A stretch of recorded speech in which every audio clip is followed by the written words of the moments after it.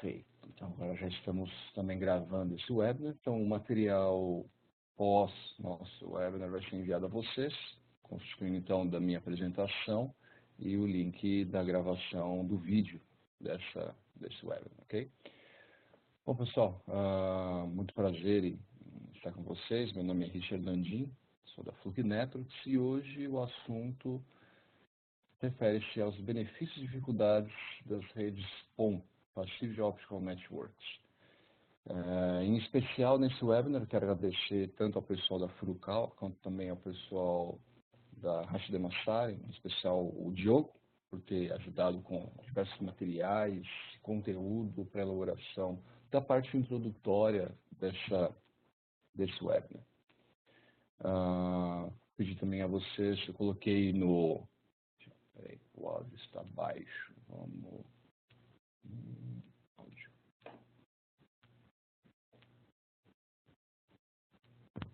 Será que agora ficou melhor? Bom, espero que sim. Se não, só me dá um toque aí pelo chat. O chat ainda vai continuar um pouquinho aberto. Vou pedir para que vocês postem as suas perguntas para o final do webinar. Existe um campo específico de perguntas e respostas. Estou pedindo para que vocês coloquem as suas perguntas e respostas lá, conforme elas forem acontecendo. E aí eu vou ter o maior prazer em responder todas ao final, tá ok? Bom, deixa eu fechar agora o chat. Vamos iniciar aqui. Bom, para hoje, a gente primeiro começar uma introdução sobre a Fluke Networks. Espero que todos conheçam, mas caso não, tem algumas informações básicas sobre o que é a Fluke Networks, o que a gente faz e informações de contato. Introdução às redes PON, estrutura e equipamentos. Como saber se está funcionando, como o pessoal faz opções de testes, né? Não as mais corretas, mas talvez algumas opções de teste.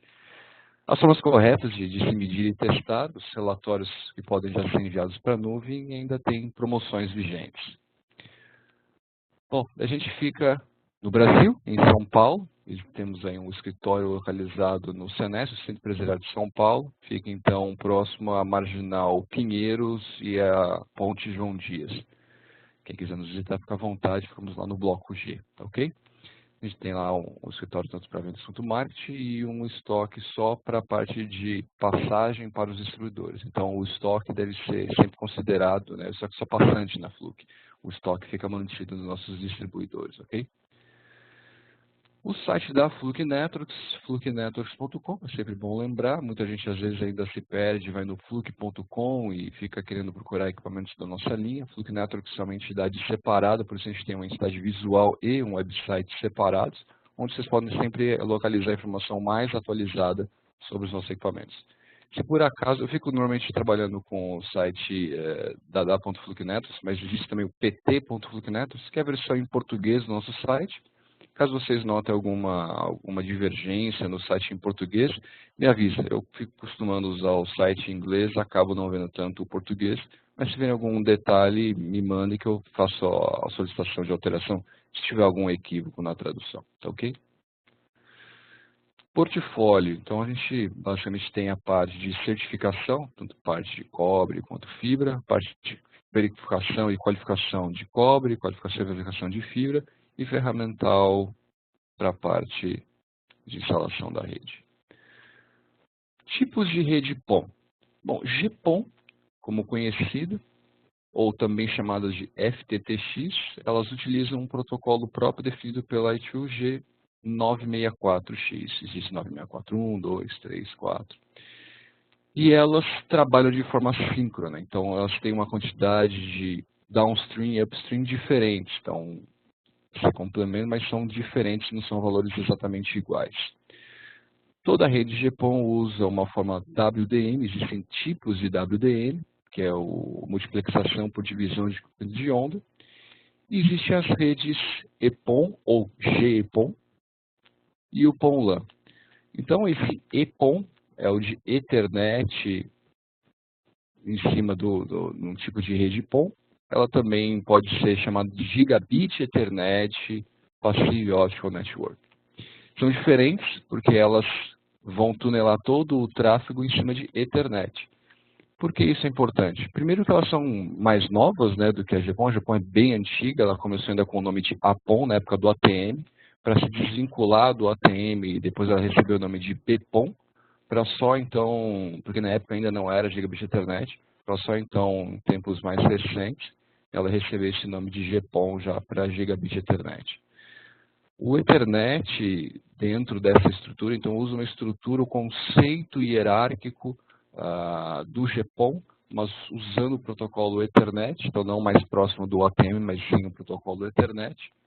E aí você pode, então, utilizar dentro já da rede tunelada equipamentos Ethernet para verificação e sinalização de problemas. Então, para quem lembrava, a gente tinha equipamentos na nossa linha para diagnóstico de redes ativas. Esse tipo de ferramenta poderia ser utilizado, ou GPICs compatíveis com esse, para uma rede desse tipo Ethernet, diferente de uma rede GPON que trabalha com um protocolo diferente, tá ok? Então, eu posso trabalhar com a Ethernet dentro da rede GPON? Sim. Então, você pode utilizar a rede Ethernet dentro da rede GPON, mas entre os equipamentos chamados OLT, ONU, LTS, ele vai trafegar tudo dentro de um túnel, que no caso de GPON não é Ethernet, tá ok? Então, se você tentar ligar alguma coisa direto para fazer essa comunicação, você nem vai conseguir trabalhar de forma alguma se o equipamento tiver apenas o protocolo Ethernet. E existe uma derivação mais novinha aí, que é o PON-LAN, ou POL, que é o Passive Optical LAN. Então, a gente está pensando nos conceitos e equipamentos de uma rede GPON, mas para uma rede local, uma rede como se fosse de uma empresa. Então, tem lá o meu escritório da Fluke, onde você tem o nosso centro de processamento de dados, servidores, e existem as pessoas. Se não me falha a memória, perto de 60 pessoas trabalhando na Fluke. É como se eu entregasse para essas estações uma rede PON, o que talvez algumas pessoas conheçam como FTTB.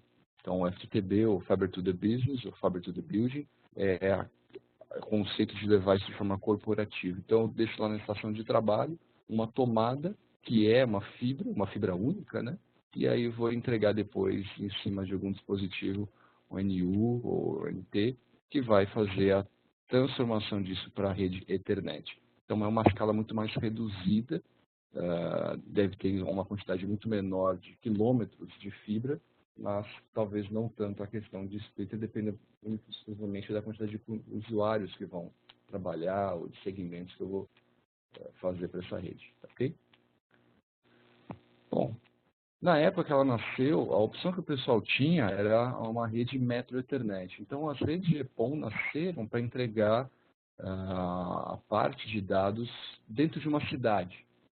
Na época, para você entregar em 5 diferentes prédios, escritórios, agências governamentais, você precisava entregar um par de fibra para cada um desses ambientes, partindo de um ponto principal. Com a evolução da rede GPON, você entrega, o conceito dela é trabalhar em cima dos 20 quilômetros, né? Existem fabricantes atualmente que já podem entregar uma rede GPON em 40 quilômetros, tendo aí no meio um ativo para poder fazer a replicação dos 20 quilômetros para cada lado, mas conceitualmente, dentro do IEC, o GPON abriga apenas os 20 quilômetros. Okay? Então, por norma, são os 20 quilômetros. Você quer extrapolar a norma, os fabricantes podem fazer isso, mas esse é o mínimo necessário. E numa rede GPON, você tem o conceito de levar uma fibra até um ponto central, onde dali eu vou splitar. E como vocês podem ver, entre o prédio 4 e 5, ela é splitada mais uma vez, ok? Então é possível que você tenha não só um, mas mais de um splitter segmentando a rede em vários níveis hierárquicos, ok? Mas aí você economiza com uma única fibra sendo entregue até esse ponto. Então uma única fibra vai e depois ela é dividida mais localmente, próxima. Então a gente está falando que essa rede, até esse primeiro splitter, pode ter aí até normalmente uns 15 quilômetros, ok? Os outros 5 aí não. Normalmente isso vai acontecer já na rede já splitada, ok? Mas isso é mais conceitual, vai ter que ser trabalhado de projeto a projeto. Mas conceitualmente ele nasceu para esse tipo de dificuldade, você entregar redes mais distantes, trazer, né, a fibra até os prédios, escritórios, casas, trazendo então uma velocidade um pouco maior. Você tinha antes uma velocidade muito maior nesse conceito, né? Você podia entregar até 100 gigabits de Ethernet atualmente, mas aqui você abre um pouco mão dessa banda para pelo menos entregar conectividade. Uma conectividade um pouco melhor do que talvez você teria. Falando de estrutura ainda, você tem a OLT, que é o equipamento central, que vai consolidar, né, os serviços, toda a disponibilização de internet, de TV, dependendo de quem está provendo esse serviço, né? Você tem a ODN, que é a Optical Distribution Network, então tudo isso que está lá no meio, então como a gente está trabalhando com redes PON, são redes passivas, tudo que está na OND não é um ativo de rede, é tudo feito de uma forma passiva.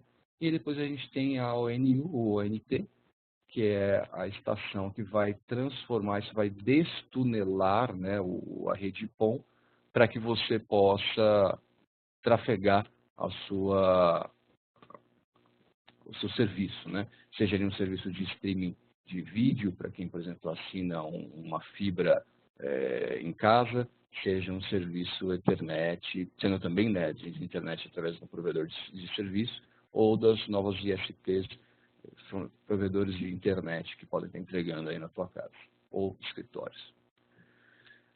Ainda falando sobre estrutura, você tem aí o conceito da internet, roteador, o switch ser entregado aí numa OLT e sendo depois reexplicado, então você vai tunelando serviços e conceitos dentro de uma rede PON, tá ok?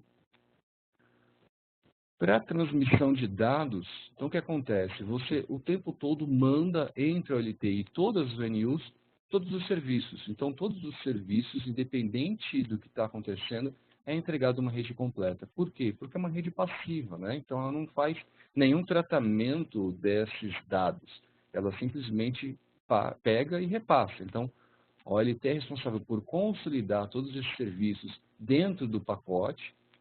A hora que chega no splitter, é dividido o mesmo pacote para todo mundo, e a ONU ou ONT, o mesmo dispositivo pode receber diferentes nomes, né, ONT ou ONU, mas é a mesma coisa. Ele sim é responsável por separar o tráfego para cada um dos clientes que vai receber esse tráfego, tá ok? E vice-versa. Depois, quando o cliente quiser fazer o envio dessa informação, a ONU vai mandar essa informação e o splitter vai juntar toda essa informação de uma forma única. Tá ok? Então, na saída da OLT para a ONU, é a ONU que vai separar. Depois, na volta, a ONU manda a informação sozinha e ela fica consolidada depois do splitter. Tá ok? Relação de perda por split. Então, quando você faz split das fibras, se você divide, é como se você pegasse o núcleo da fibra e cortasse ela ao meio. Isso, teoricamente, daria uma perda de 3 decibéis, mas por conta das conexões, você tem aí um split de 1 para 2 de 3,5 dB de perda, tá ok? Se você vai splitando ela em mais fibras, né, você vai aumentando esse valor de perda, passando aí de 1 para 4, 7 dB de perda, 1, 8, 10,5, até um máximo de 24,5 numa rede splitada em 128. 128 é uma quantidade muito grande de splits de uma fibra só.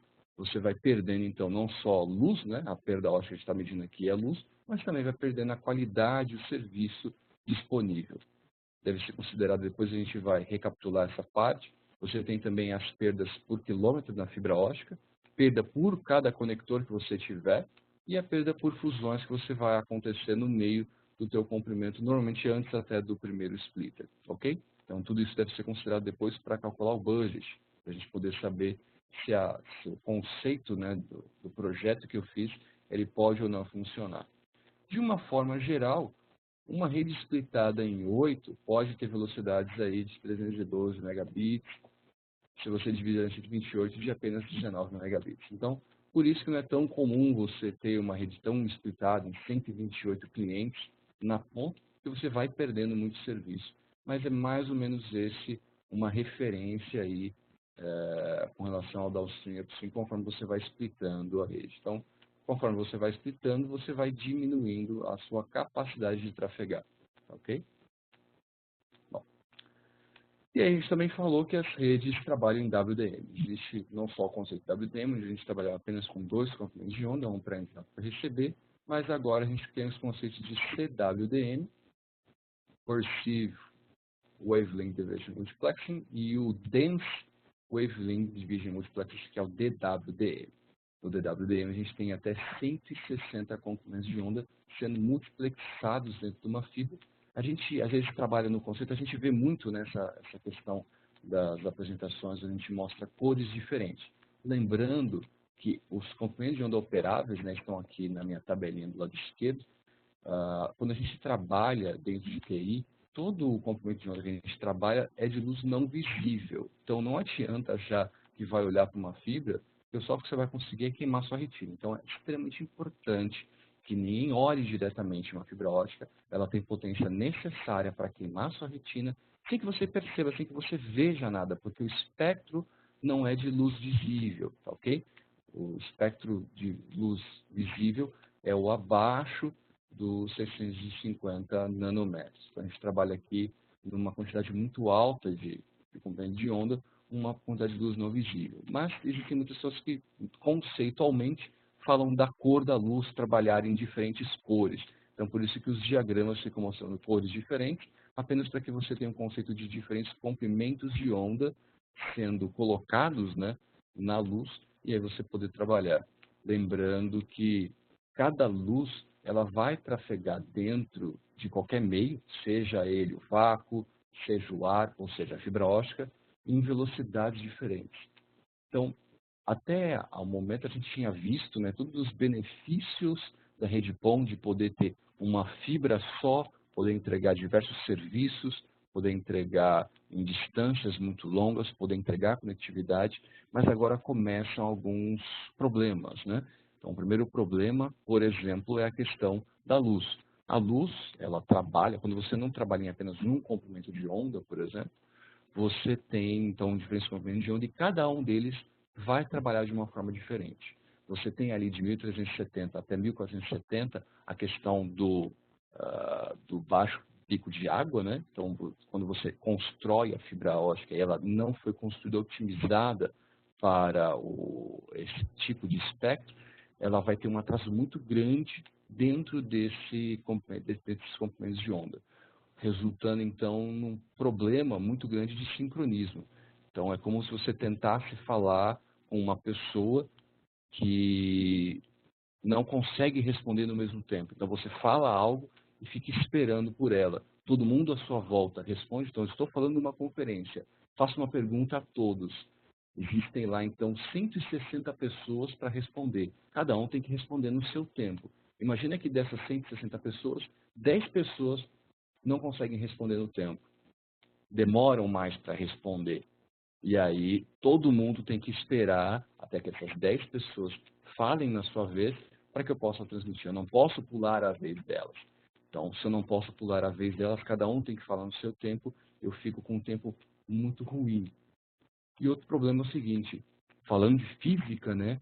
Cada luz também luz, perde potência numa quantidade diferente de uma da outra. Então, uns comprimentos de ondas mais baixos, 1270, por exemplo, ele vai perder menos luz ao longo do comprimento da fibra, diferente do 1610, que perde mais luz ao longo do comprimento da fibra. Isso atualmente é compensado através dos ativos. Então, a OLT, que é responsável então por multiplexar, né, os sinais em diversos comprimentos de onda, ela normalmente tenta se compensar botando mais potência em alguns comprimentos de onda para que isso na ponta fique de uma forma unificada, né, questão de potência.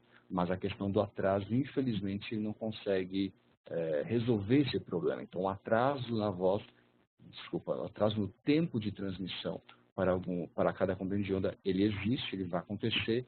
Isso é um problema inerente, né, à tecnologia, tá ok? Como saber se está funcionando? Normalmente o pessoal faz o seguinte, faz a estrutura, liga tudo, testa. Vê se o serviço que está sendo colocado no LT está chegando no NU, seja um serviço de vídeo, seja um serviço de internet, for entregue, ele simplesmente é testado na ponta para saber se está funcionando.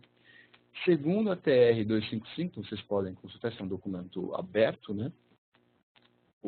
A forma de se testar seria com um gerador de tráfego Ethernet, onde você manda o downstream e upstream, fazendo então um teste em looping de pelo menos 1 megabit por segundo, 1000 megabits por segundo, 1 giga é o aconselhável.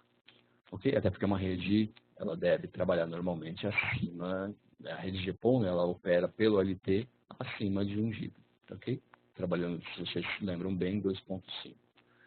Aí, dentro, então, pegando outros conceitos como RFC e ATU-Y1564, você pode fazer esse teste com equipamentos desse nível, né?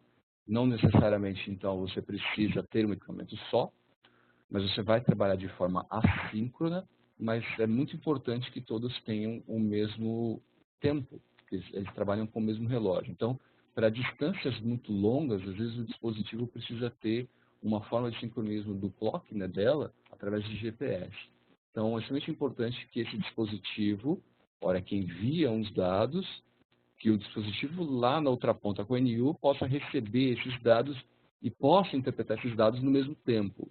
Se ela for um equipamento que faça loopback, que volte então esse tráfego e aí sim ele faz o tratamento da informação. Bom, o que acontece se falha? Então, a hora que você trabalha com esse tipo de rede, a obrigatoriedade de certificar continua existente. Então, toda vez que você constrói alguma coisa com os meios físicos de cobre ou de fibra, você está sujeito a problemas físicos. E ela na camada OSI, né, é a camada básica, a camada número 1. É ela que vai definir se todo o resto da sua aplicação que foi colocado naquele meio físico vai funcionar ou não. Então, se você quer entregar algo com qualidade, você precisa garantir que aquilo foi bem feito. Não só colocar o serviço e ver se ele está funcionando, é importante, então, que a rede seja certificada. Então, antes de ativar essa rede, é importante que você, como meio físico, certifique a sua camada 1 do modelo OSI. É bom, está garantido. Como que a gente faz isso? Bom, o primeiro passo e mais importante é inspeção e limpeza, ok? Então, é preciso que cada uma dessas conexões seja visualizada, seja inspecionada e fique limpa. Então, não se deve conectar nada em uma fibra suja. Existe aqui o procedimento oficial da AT&T, eu gosto muito de repassar isso, isso aqui é um agradecimento também ao pessoal da Conscope que estão juntos comigo. O pessoal da AT&T considerou, então, criar um procedimento devido à importância da inspeção e limpeza da fibra ótica, e nela é considerada até 6 procedimentos de inspeção e limpeza. Então, vejam aqui a primeira inspeção, espero que vocês vejam o meu mouse, se não, talvez pegar aqui a anotação. Então, aqui você tem a primeira inspeção, e aí, ficou limpa? Sim, aí você faz a conexão. Não ficou? Tenta fazer a limpeza, faz a segunda inspeção, e aí, ficou limpo? Sim, pode fazer a conexão. Se não, continua fazendo limpezas. Então, aqui limpeza seca, limpeza seca, limpeza seca. Depois aqui eu já vou para uma limpeza molhada, molhada. E aí sim, na sexta vez, se ainda assim você não conseguir resultado, aí sim ela deve ser substituída, ok? Então é extremamente importante que você faça a verificação dessa tua fibra para saber se ela tem os conectores. Bom, tem muita fibra, é seguro falar que diversas fibras estão parando ou não vão funcionar a gigabit Ethernet, ou 10 gigabit Ethernet, 40 ou 100, por um problema simples que é a questão da sujeira. Então, tem muita rede que foi instalada, foi certificada, mas não foi inspecionada. Então, embora tenha sido certificada e garantida por um relatório que vai funcionar para os 10 GB, para os 40 GB, para 1 GB, ou as redes GPON, por exemplo, na hora que você tenta ativar, ela não funciona. Por quê? Pelo simples fato de não ter sido inspecionada, talvez ela esteja suja, talvez ela tenha sido danificada permanentemente, tá ok? Então, é extremamente importante que isso seja verificado. Como verificar isso? Bom, existem equipamentos para isso. Então, existe lá o FT140, que é a nossa antiga luneta, que só consegue inspecionar os equipamentos com conector macho, né? Existe o FI500, um vídeo microscópio de valor mais baixo, o FI 7000, que é a parte de inspeção já com certificação para isso, e existem os kits de limpeza, tá ok? O NFC Kit Box, NFC Kit Case, existe obviamente cada um desses componentes, né, dos kits de limpeza em separado também, tá ok? Só consultar os nossos distribuidores, vocês vão ter as informações comerciais de cada um deles. Ok, calculando o budget. Então, para a forma correta de testar, no meu projeto, eu sei os comprimentos de cada uma das fibras, fiz no meu projeto a quantidade de splitters que eu vou dividir essa minha fibra. Então, eu levo esse conceito do budget, ou seja, quanto que cada um desses componentes vai perder. Então, fazendo um exemplo simples aqui, eu fiz aí 1,1 km de fibra até o meu primeiro splitter, um splitter inicialmente de 1 para 2, e depois mais 40 metros de fibra até um novo splitter de 1 para 8. E depois 100 metros de fibra até a minha primeira ONU, tá ok? Então, vou ter que fazer essa conta para cada ONU, mas nesse caso, para esse caso específico, o que está acontecendo? Então, eu tenho quantos conectores? Eu tenho um conector na OLT, eu tenho um conector na ONU. Então, os conectores que você tem para cada splitter não são considerados, eles já estão inclusos na conta lá dos splitters. Depois eu tenho o primeiro splitter com 3,5 e o segundo splitter com 10,5. E o que mais? Eu tenho a perda por quilômetro da fibra. Então, eu tenho lá o ponto de 1.100 metros. Então, como eu estou trabalhando aqui na forma como quilômetro, eu coloquei 1,100 ou 1,1 quilômetros. Depois dos 40 metros, 0,040, para ficar bem claro que isso aqui está em quilômetros. E os últimos 100 metros eu coloquei lá como 0,1 ou 0,100, tá ok? Multiplicado então pelo 0,40, a gente tem um budget total de 15 dB de perda. Então, falando de certificação do meio físico, quando eu vou certificar Tier 1 Power Meter, eu vou mandar uma quantidade de luz através dessa fibra. Então, não vou ligar ainda na OLT, no equipamento ativo, vou colocar um emissor de luz aqui e vou colocar um Power Meter nessa ponta. E a perda máxima aceitável é de 15,996 dB. Esse é o limite de perda para esse projeto, tá ok? Então, cada fibra vai ter que ter o valor de budget para cada uma dessas fibras. Elas, obviamente, vão ser diferentes. Então, aqui eu tenho 40 metros, aqui pode ter 20, pode ter 30. Não posso passar, né, dos 20 km. Isso aqui vai ter uma quantidade diferente de quilômetros no seu projeto. E cada uma dessas fibras até a ONU também podem ser diferentes. Então, tem que fazer um cálculo de budget para cada ONU e vou ter que fazer uma certificação para cada ONU. Tá ok? Isso é extremamente importante. Tá ok? Bom, se eu tenho um Certifiber, é possível você também habilitar o setup dela como fonte de extremo remoto. Então, quando você tiver a unidade principal, na configuração do setup da máquina, você vai colocar como fonte de extremo remoto. Por que fonte de extremo remoto? Porque você vai ter uma fibra única para ser testada. Você não vai ter fibra TX e RX. Então, como é que o equipamento de Power Meter, que vai estar na unidade principal, vai saber que tem alguma coisa do outro lado, vai saber que está sendo enviada alguma coisa, se ela está só recebendo luz, através de uma fibra só. Então, você utiliza a unidade remota na função de função remoto. Para fazer isso, basta com o equipamento ligado, você pressionar esse botão do VFL durante 3 segundos. Então, pressione e segura durante 3 segundos. Ele vai começar a trabalhar na forma, né, de fonte de extremo remoto, unidade remota, no comprimento de onda na saída multimodo. Pressiona mais uma vez e ele vai passar para a porta monomodo. Na porta monomodo ele vai trabalhar em 1310 e 1550 simultaneamente. E aí você pode aí sim fazer o quê? Primeiro, antes de começar a testar, você precisa fazer a referência. Então, lá na unidade principal, você vai setar a sua referência com apenas um único cordão. É extremamente importante que o método de um jumper seja mantido para que você tenha todos os valores de perda. Toda vez que você não faz dessa maneira, você está perdendo alguma coisa, tá ok? A gente fez aqui a ilustração por uma fibra monomodo, então as fibras amarelinhas como fibras de teste, né, elas são fibras monomodos, com conector SC-APC.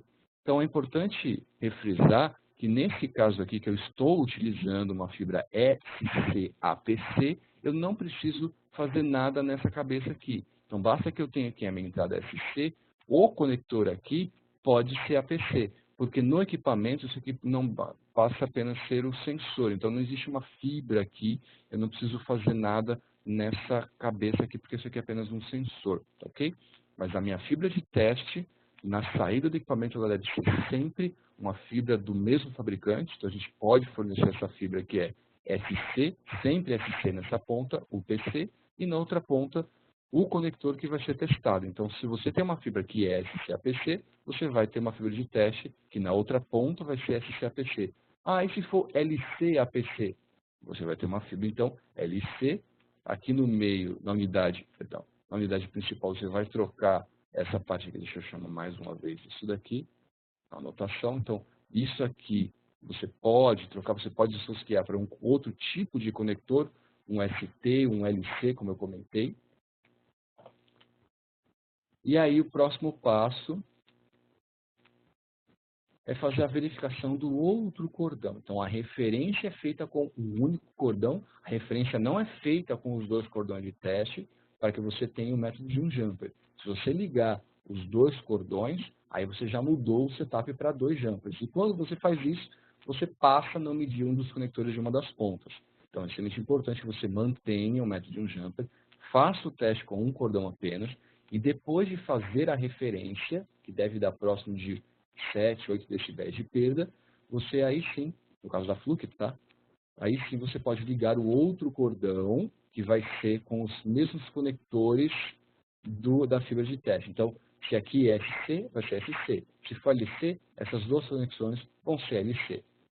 Faz a verificação desse cordão, que no caso de monomodo não pode extrapolar os 0,25 dB de perda, tá ok? Se esse cordão extrapolar o 0,25 dB de perda, você deve, então, você pode, obviamente, tentar reinspecionar e limpar essa fibra que pode ter contaminado, pode ter caído alguma coisa, mesmo que você tenha inspecionado antes de testar, isso é importante, para que você não estrague o equipamento, né? Pode ser que alguma coisa tenha acontecido aqui, você pode então tentar reinspecionar e limpar. Se não conseguir, e mesmo assim estiver dando valor ruim para a perda, você vai ter que substituir esse segundo cordão, tá ok? Ambos os valores devem ficar gravados e devem ser entregues o valor de referência e o valor do cordão de teste, tá ok? Provando que você tem bons instrumentos e bons cordões para o seu teste. E aí sim você coloca na fibra que você quer testar, que tem então as conexões desejáveis. Ok? E testa. Valor de perda, a gente já falou sobre o cálculo do budget, vai ter que atingir esse budget ou um valor inferior a ele. Não pode extrapolar o valor do budget de perda projetado. O TDR ou Tier 2, para que serve? Então, quando você usa um TDR ou Tier 2, você vai ter um traço de OTDR. A gente já comentou sobre o TDR da Fluke, eu vou mostrar no próximo slide a cara do nosso TDR, mas é isso que ele faz. Ele manda uma luz, recebe essa luz de volta e vai inventariar e vai mostrar o que tem nessa fibra através de uma porta só. Então aqui, no início, em 0 metros, você tem um conector, você deveria ter uma fibra de teste para só então você ter a sua fibra sendo testada, porque senão não tem o valor de perda sendo calculado. É bastante importante que seja dito essas palavras.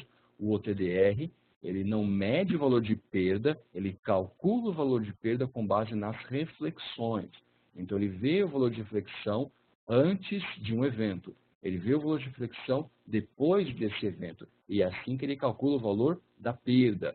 Então, é bastante importante que esse primeiro conector não seja a fibra do cliente. Por quê? Porque senão não tem o valor de perda desse conector, que é o conector do cliente. Então, eu preciso colocar uma fibra de teste, essa fibra de teste sendo conectada, aí sim eu coloco a minha fibra para ser testada. Esse aqui não é um traço feito com o equipamento da Fluke, até porque o equipamento da Fluke não consegue trabalhar com essa quantidade toda de splitter, a gente tem um range dinâmico de apenas 32 decibéis na fibra 1300, na convencional 1310 monomodo, então você não consegue passar por um splitter tão grande assim. E você não tem essa quantidade então, de range dinâmico. O aconselhável, se você vai trabalhar com uma fibra de 1 km tão grande ou com splitters com uma rede tão splitada, é que você trabalhe com, no mínimo, 40 dB de range no seu equipamento de OTDR. Ok? Então, como eu falei, o OTDR da Fluke trabalha com apenas 32 dB no máximo de range. A gente consegue trabalhar muito bem com redes menores, com a rede splitada em menos vezes, mas em redes tão grandemente splitadas, você não vai conseguir enxergar o que está acontecendo aí, tá ok? Então, quando ele chega aqui, você tem uma fusão, então não tem pico de luz aqui, então você tem fusões aqui, e quando chega no splitter, ele dá o pico de luz por causa do primeiro conector, e aí depois você tem aqui as próximas fibras, tá ok? Então, depois do splitter, você vai ter a fibra 1, a fibra 2, a fibra 3, a fibra 4, até o fim dessa fibra, tá ok? Então, você vai ter 64 companhias de onda sendo mostradas, 64 traços após esse cara aqui, cada uma dessas conexões, mas isso aqui é o fim da fibra. Então, não tem perda normalmente aqui. Só que precisa um técnico extremamente especializado nesse tipo de equipamento, então não é qualquer um que vai poder interpretar bem esse traço. E aí a gente tem o TDR da Fluke, que monta o seu traço e interpreta isso. Por enquanto, no software, no firmware do nosso equipamento, ele não está apto a interpretar uma rede splitada, por enquanto, tá ok? Está em desenvolvimento. Então, quando você encontra o split, então você tem lá o split de 1 para 2. E aí você vai ter, então, fibra 1 e fibra 2. Você vai ter aqui um conector, depois você vai ter outra, vai ter uma fibra, então, falando de um tronco de 100 metros, o split 1 para 2. Fibra 1 com 10 metros, fibra 2 com 20 metros, você vai ter então um traço, uma perda do conector até os primeiros 100 metros, primeiro conector, aí splitou. Aí você vai ter uma segunda, ele vai considerar como se fosse uma fibra única primeiro de 10 metros e uma outra fibra de 20 metros. Ele vai achar que a tua fibra tem no total 130 metros e que o segundo conector não tem perda nenhuma, o terceiro conector não tem perda nenhuma. Não é verdade, né? Então ele mal interpreta isso, ele não vai dar uma perda, ele vai dar uma perda excessiva no primeiro conector, porque você tem essa rede splitada, né, de 1 para 2, tendo aí 3,5 dB de perda, sendo que o limite máximo do conector é de 0,75. Se você fizer, então, um teste pela TIA, com os valores de perda, ele vai considerar que esse conector pode perder no máximo 0,75 e no primeiro splitter, de 1 para 2, já vai ter 3,5 dB de perda. Então, ele vai dar uma falha para aquele conector. Então, a minha sugestão, se hoje você já tem o TDR da Fluke e vai trabalhar com suas redes splitadas, é que você não coloque o limite de teste para TIA ou para ISO. Coloca apenas como documentação. Então, existe lá a função no limite de teste para Document Only, você seleciona o Document Only, para quê? Para que você tenha toda a documentação, mas que ele não diga passo ou falha com base nesses valores da TIA. Por quê? Porque ainda não existe dentro dela o valor do splitter ou a interpretação disso para splitter. No futuro, eu espero que a gente possa ter, então, um diagnóstico de um software, né, já elaborado, o primeiro conector sendo interpretado que aquilo é o valor de um splitter, e aí uma rede segmentada em duas fibras diferentes, cada um com o seu comprimento. Mas, por enquanto, precisa entender um pouquinho do que você está testando para saber diagnosticar o que está sendo interpretado, você já está utilizando o equipamento da Fluke, tá ok? Então, a sugestão é que aqui no limite de teste, então esse limite de teste, você não vai trabalhar com o TIA, você vai usar o Document Only, tá ok? Então, deixa eu até escrever aqui. Document Only, talvez para quem não saiba do inglês, está aqui a palavra escrita, o Document Only. Então, você vai trabalhar como Document Only para que você tenha, então, documentado a tua fibra no equipamento da Fluke, tá ok? De OTDR, o Optifiber.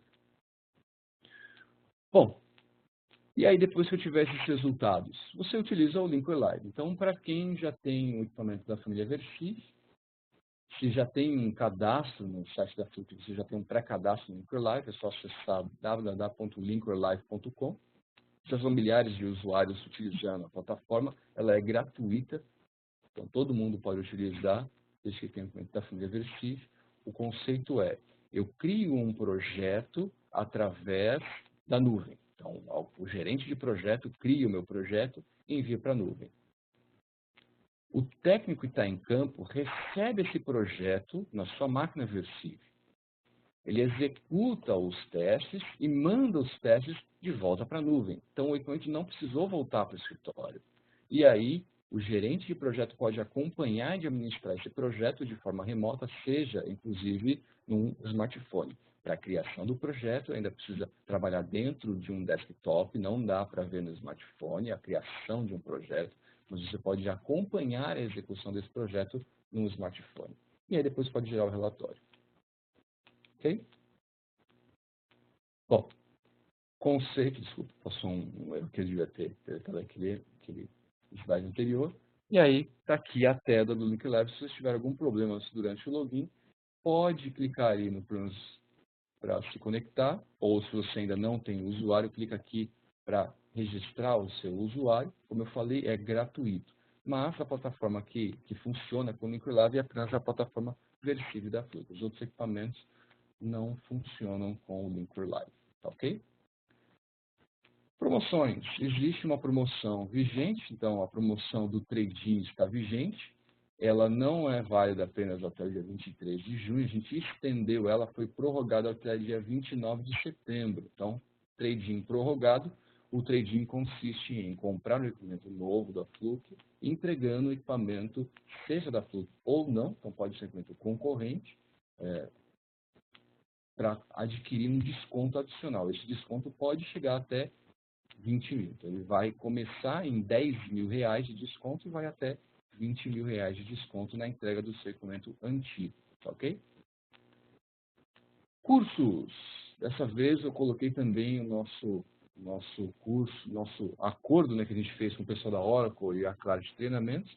Existem cursos menores em modalidade de EAD, certificados reconhecidos pela Fluke Networks, modulares de 1 hora, valores aí parece que promocionais de R$50 no momento atual. Então, se você está vendo depois dessa gravação, os valores podem ser alterados, né? Mas agora, dia 30 de agosto, os valores promocionais são de R$50. É só entrar ele no Oráculo EAD, que é a plataforma, né, de EAD que a gente acordou, né? E aí você vai ter alguns cursos já da Fluke Networks sendo introduzidos. Então já existe lá o curso do Microscanner, do Inteletone e do Pro 3000. Mais cursos estão por vir. Já se cadastrem lá para receber o aviso de quando tiver, de repente, o evento que você queira ser treinado. Tá ok? E existe o CCTT. Então, para a parte de certificação da Fluke, a Fluke criou uma certificação própria, chamada CCTT. É um treinamento que acontece presencialmente em 3 dias, porque tem teoria e prática, por isso que tem que ser presencialmente. Você tem uma prova de certificação, que inclusive pode fornecer para você 14 pontos para quem quer fazer uma revalidação para BICS. E maiores informações você vai encontrar no site da Fluke Networks, flukenetworks.com/ccttbr. Lá você vai ter o escopo do treinamento, vai ter as datas, valores e tudo mais concernente ao CCTT, ok? Bom, vou deixar agora os meus dados de contato na tela, para que a gente passe agora para a parte de perguntas e respostas. Deixa eu ver aqui no chat. Ô, Janilson, agora que eu vejo aqui, você manda que não tem som, espero que você tenha resolvido aí com a Mariana a questão do seu som, mas não vejo aqui nenhuma pergunta no chat. Pessoal, se ninguém achou o campo de perguntas e respostas, pode usar o chat, depois eu volto aqui no chat para saber se tem alguma pergunta, tá ok? Vamos à parte de perguntas e respostas. Deixa eu aumentar um pouquinho o campo. Vamos lá. Vamos lá. Tem uma pergunta aqui do Rodrigo. Richard, no que diz respeito à velocidade, os 2,5 gigabits são divididos igualmente pela quantidade de ondas splitada? Com o algoritmo DBA, Dynamic Range Allocation, funciona nesse caso? Então, são dois conceitos diferentes, mas respondendo à primeira pergunta, sim, a OLT ela tem a capacidade, então você entregar uma LT para uma única ONU de 2,5. Se você vai splitando a tua rede, você vai perdendo capacidade de banda. Então você vai perdendo velocidade. Existem, obviamente, equipamentos mais novos que conseguem entregar uma velocidade maior, fora do que já está acordado na ITU 968, G986, e aí você consegue ter velocidades maiores, mas que ainda não estão dentro do conceito da IEC. Então não foram homologadas ainda, né, pela norma. Mas cada vez que você vai dividindo essa rede, você vai dividindo a velocidade. Porque o tempo, então, pense assim, como eu falei naquele exemplo, né, quando você tem uma rede DWDM, de alta densidade para vários comprimentos de onda, você tem até no máximo 160 ONUs trabalhando. Se cada uma delas falar junto, o equipamento não vai conseguir determinar como responder. Então, na hora que vai responder, então na hora que envia o OLT, manda todo mundo, ela até pode mandar todos os comprimentos de onda juntos, de uma forma só. Só que se depois a ONU mandar essa resposta junta, na hora que chegar no splitter, isso não vai se juntar da forma adequada. Então, infelizmente, cada um tem que ter o seu tempo para falar. Tendo o seu tempo para falar, aí você tem a divisão, é aí que acontece a divisão dos 2.5 para diferentes ONUs. Falando do algoritmo de BMA, então você tem a dinâmica de dividir e alocar banda para cada um. Então, você pode ter, no caso de um SP, né, de um provedor de internet, clientes diferentes. Então, esses clientes contrataram serviços diferentes com você. Então, você pode ter um limite aí dos 2.5. Beleza. Só que cada um contratou, um contratou 10 mega, um contratou 100 mega, outro contratou 1 mega. Então, você pode entregar diferentes bandas para cada um. E aí você vai, através desse algoritmo, você vai alocar dinamicamente para que cada um consuma até o limite máximo dos 2.5. Então, é ele que vai ser responsável, né, dentro desse algoritmo, para fazer com que o tempo que o cara que contratou mais banda seja garantido dentro disso. E você vai, então, dividir essa banda de uma forma diferente. Outro conceito que também foi apresentado na semana retrasada é o conceito de splitters desbalanceados. Então, quando você tem isso, então imagina o conceito básico de um splitter 1 para 2. Você perdeu 3,5 dB para cada um. Isso pode ser diferente. Então, você pode ter um splitter desbalanceado. O que é esse splitter desbalanceado? Você não vai ter 3,5 de perda para cada fibra splitada. Você pode, de repente, ter um splitter que, na hora que entra essa fibra, que ele entrega mais potência, ou ele perde menos, na porta número 1. Então, pode ser que essa perda total de 3,5 fique desbalanceada. Então, tendo uma perda, por exemplo, de 1 dB na porta número 1 e uma perda maior de 5 dB, ou 6,5 dB, seria a conta correta, né? Na porta 2. Então, eu desbalanceio, na hora que eu vou cortar a fibra, então imagina que o splitter 1 para 2, eu peguei essa fibra e cortei ela com uma faca no meio. Aí eu perdi 3,5. Aí se eu cortasse só 10% dela, se eu cortar então 10% dela, a rede que ficou com apenas 10% vai ser aquela porta 12, vai ser aquela porta que não vai receber tanta luz, que perdeu mais luz. Já a rede que ficou com os 90%, ela vai ter uma quantidade maior de luz ou uma quantidade menor de perda. É isso que é um splitter desbalanceado. Para que eu uso isso? Bom, pode ser num conceito como esse de entregar mais banda para alguém, ou se de repente essa porta número 1 que eu splitei, ela vai seguir por mais quilômetros de fibra, diferente da porta número 2, que já vai ali na frente ser entregue para um cliente. Tá ok? Então, você pode ter splitters desbalanceados, basta consultar os fornecedores, né, para esse tipo de solução que já existe. Tá ok?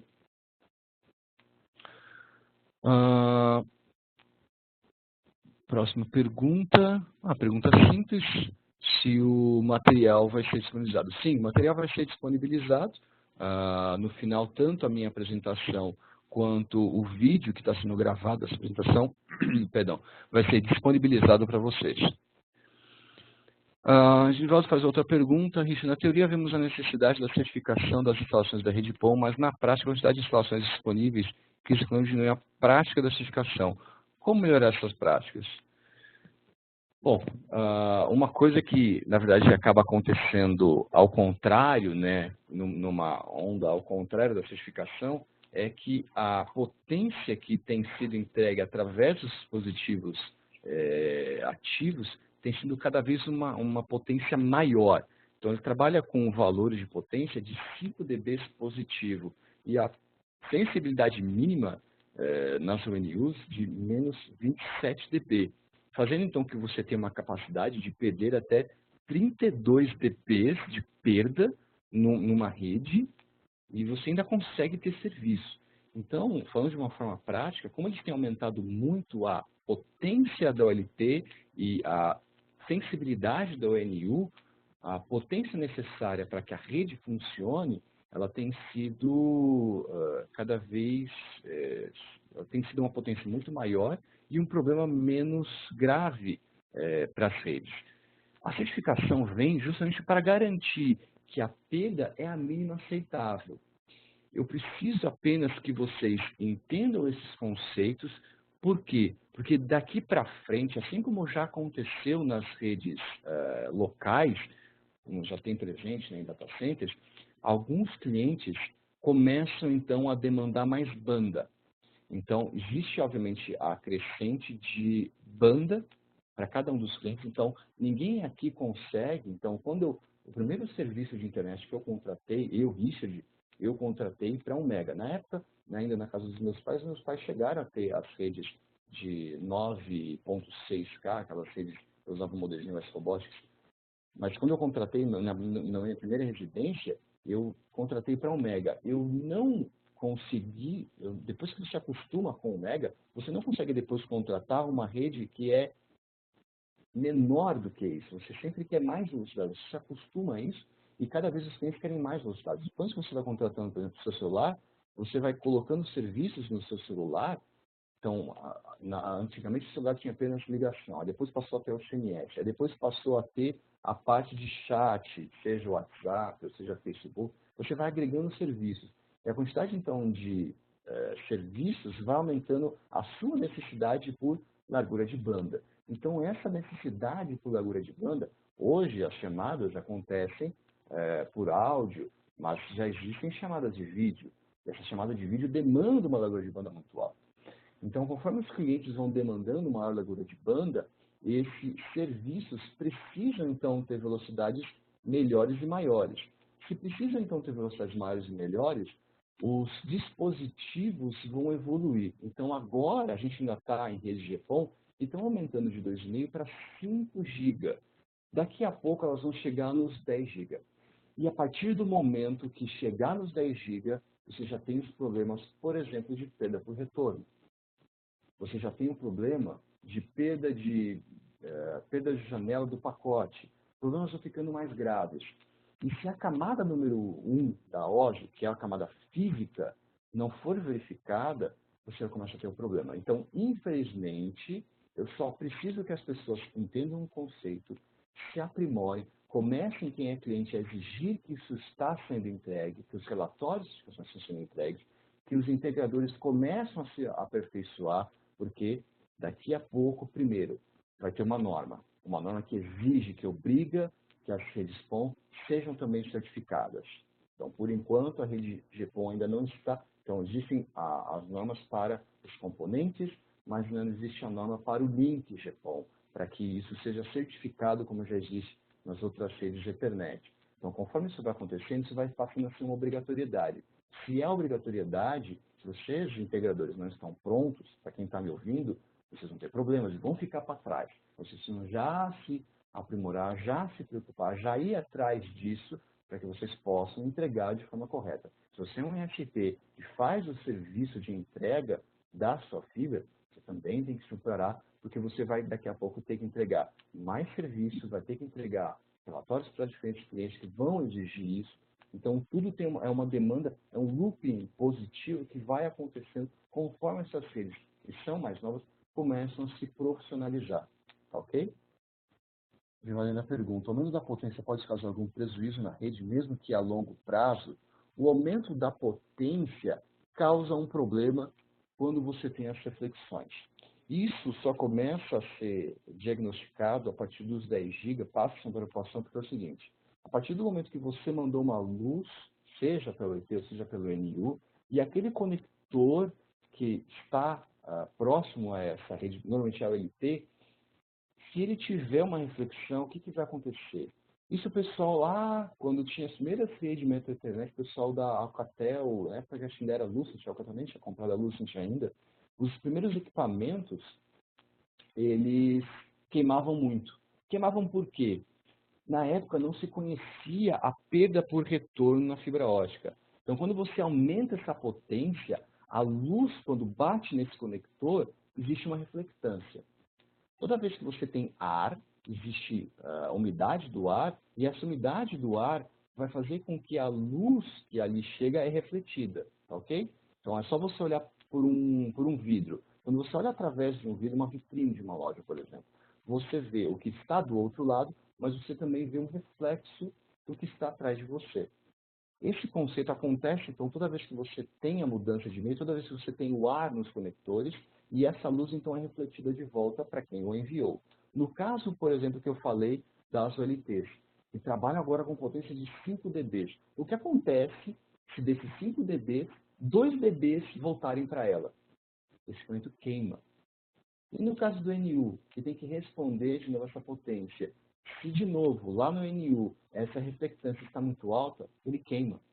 Então, esse é o prejuízo que existe da perda por retorno. Quando você tem uma reflectância muito alta, a luz refletida, então, reflectância alta, significa então um valor próximo a 0 dB de reflectância.